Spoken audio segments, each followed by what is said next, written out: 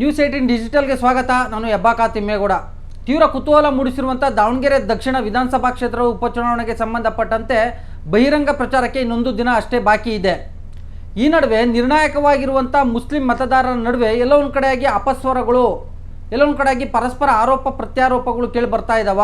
ಹೌದು, ಇಂಥದ್ದೊಂದು ಚರ್ಚೆಗೆ ನಾಂದಿ ಆಡಿದೆ ಯೂತ್ ಕಾಂಗ್ರೆಸ್ನ ಮಾಜಿ ಅಧ್ಯಕ್ಷ ಡಿ ಕೆ ಶಿವಕುಮಾರ್ ಅವರ ಆಪ್ತ ವಲಯದಲ್ಲಿ ಗುರುತಿಸ್ಕೊಂಡಿರ್ತಕ್ಕಂಥ ಮಹಮ್ಮದ್ ನಲಪಾಡ್ ಅವರ ಒಂದು ಹೇಳಿಕೆ. ಹಾಗಾದರೆ ನಲಪಾಡ್ ಅವರು ಕೊಟ್ಟಂಥ ಒಂದು ಹೇಳಿಕೆ ಏನು? ಟೋಪಿ ಹಾಕ್ತವ್ರಲ್ಲ ಸಾಬ್ರಲ್ಲ, ಮತ್ತೊಂದು ಕಡೆಯಾಗಿ ಗಡ್ಡ ಬಿಟ್ಟವರಲ್ಲ ನಿಜವಾದ ಮುಸಲ್ಮಾನರಲ್ಲ ಅನ್ನುವಂಥ ಒಂದು ಮಾತನ್ನು ಹೇಳಿರುವಂಥದ್ದು ಇದೀಗ ದಾವಣಗೆರೆ ವಿಧಾನಸಭಾ ಕ್ಷೇತ್ರದ, ಅದರಲ್ಲೂ ಕೂಡ ದಕ್ಷಿಣ ವಿಧಾನಸಭಾ ಕ್ಷೇತ್ರದಲ್ಲಿರ್ತಕ್ಕಂಥ ಕೆಲ ಮೌಲ್ವಿಗಳಿಗೆ, ಕೆಲ ಮುಸ್ಲಿಂ ಮುಖಂಡರುಗಳಿಗೆ, ಕೆಲ ಮುಸ್ಲಿಂ ಸಂಘಟನೆಯ ಕಾರ್ಯಕರ್ತರ ಒಂದು ಆಕ್ರೋಶಕ್ಕೆ ಗುರಿಯಾಗಿದೆ ಅಂದರೆ ತಪ್ಪಾಗಲಿಕ್ಕಿಲ್ಲ.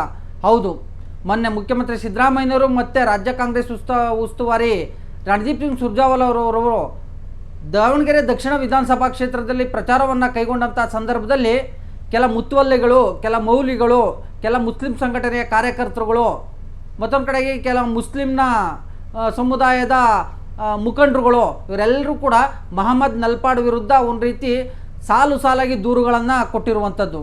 ಏನು ನೋಡಿ, ಒಬ್ಬ ಮುಸ್ಲಿಂ ಸಮುದಾಯದ ಯುವ ಮುಖಂಡನಾಗಿ ಈ ರೀತಿಯಾದಂಥ ಒಂದು ವಿವಾದಾತ್ಮಕ ಹೇಳಿಕೆಯನ್ನು ಕೊಟ್ಟಿರ್ತಕ್ಕಂಥದ್ದು ನಮ್ಮೆಲ್ಲರಿಗೂ ಕೂಡ ನೋವಾಗಿದೆ. ನಾವು ವಾರ್ಡ್ಗಳಿಗೆ ಹೋದಂಥ ಸಂದರ್ಭದಲ್ಲಿ, ಮತದಾರರ ಬಳಿ ಹೋದಂಥ ಸಂದರ್ಭದಲ್ಲಿ ಅವನ್ಯಾರು ಮಹಮ್ಮದ್ ನಲಪಾಡ್ ಯಾಕೆ ಆ ರೀತಿಯಾಗಿ ಮಾತಾಡಬೇಕು ಅನ್ನುವಂಥ ಒಂದು ಮಾತನ್ನು, ಯಾಕಂತ ಹೇಳಿದ್ರೆ ದಾಡಿ ಮತ್ತು ಟೋಪಿ ಮುಸ್ಲಿಂ ಸಮುದಾಯದಲ್ಲಿ ಅದೊಂದು ರೀತಿ ಭಾವನಾತ್ಮಕವಾದಂಥ ಒಂದು ಸಂಕೇತ.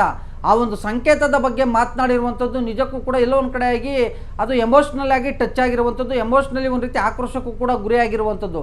ಸೊ ಹೀಗಾಗಿ ಸಿಡಿದೆದ್ದಿರ್ತಕ್ಕಂಥ ಕೆಲ ಮುಖಂಡರುಗಳು ರಣದೀಪ್ ಸಿಂಗ್ ಸುರ್ಜೇವಾಲಾ ಮತ್ತು CM ಸಿದ್ದರಾಮಯ್ಯನವ್ರಿಗೆ ಮಹಮ್ಮದ್ ನಲಪಾಡ್ನ ನೀವು ಕ್ಯಾನ್ವಸಿಗೆ ಕರ್ಕೊಂಬರ್ಕೊಡ್ದು, ಅವರಿಗೆ ಎಚ್ಚರಿಕೆಯಿಂದ ಇರೋದಕ್ಕೆ ಹೇಳಿ ಅನ್ನುವಂಥ ನಿಟ್ಟಲ್ಲಿ ನೇರವಾಗಿ ಒಂದು ರೀತಿ ಆಕ್ರೋಶಭರಿತವಾಗಿ ಒಂದು ರೀತಿ ತರಾಟೆಗೆ ತೆಗೆದುಕೊಂಡಿರ್ತಕ್ಕಂಥದ್ದು. ಇದರಿಂದ ಮುಜುಗರಕ್ಕೆ ಒಳಗಾಗಿರ್ತಕ್ಕಂಥ ಉಭಯ ನಾಯಕರು ಅಂದರೆ ಮುಖ್ಯಮಂತ್ರಿ ಸಿದ್ದರಾಮಯ್ಯ ಮತ್ತು ರಾಜ್ಯ ಕಾಂಗ್ರೆಸ್ ಉಸ್ತುವಾರಿ ರಣದೀಪ್ ಸಿಂಗ್ ಸುರ್ಜೇವಾಲಾ ಅವರು ಇಬ್ಬರು ಕೂಡ ಇಮಿಡಿಯೇಟ್ ಏನು ಮಹಮ್ಮದ್ ನಲಪಾಡ್ ಅವ್ರಿಗೆ ಅಂದರೆ ದಾವಣಗೆರೆಯಲ್ಲೇ ಇದ್ದಂಥ ಮಹಮ್ಮದ್ ನಲಪಾಡ್ ಅವ್ರನ್ನ ಕರೆಸ್ಕೊಂಡು, ನೋಡಿ ನೀವು ಯಾವತ್ತೂ ಕೂಡ ಇನ್ನು ಒಂದು ಸಮುದಾಯದ, ಒಂದು ಕೋಮಿನ ಅಥವಾ ಒಂದು ಜಾತಿಗೆ ಕೆರಳಿಸುವಂಥ ಒಂದು ಹೀಯಾಳಿಸುವಂಥ ಒಂದು ಮಾತನ್ನು ಹೇಳಬಾರ್ದು, ನೀನು ಆ ಮಾತನ್ನು ಹೇಳಿರೋದು ತಪ್ಪು, ಹೀಗಾಗಿ ನೀವು ಒಂದು ರೀತಿ ಎಚ್ಚರಿಕೆಯಿಂದ ಇರಬೇಕು ಅನ್ನುವಂಥ ನಿಟ್ಟಲ್ಲಿ ನೇರವಾಗಿ ಸುರ್ಜೇವಾಲಾರವರು ನಲಪಾಡ್ಗೆ ತರಾಟೆಯನ್ನು ತೆಗೆದುಕೊಂಡಿರ್ತಕ್ಕಂಥದ್ದು. ಒಂದು ಕಡೆಗೆ ಎಚ್ಚರಿಕೆಯ ಸಂದೇಶವನ್ನು ಕೊಡೋದ್ರ ಮುಖಾಂತರ ಒಂದು ರೀತಿ ಅವ್ರಿಗೆ ಒಂದು ರೀತಿ ಕ್ಲಾಸ್ ತೆಗೆದುಕೊಂಡಿರುವಂಥದ್ದು.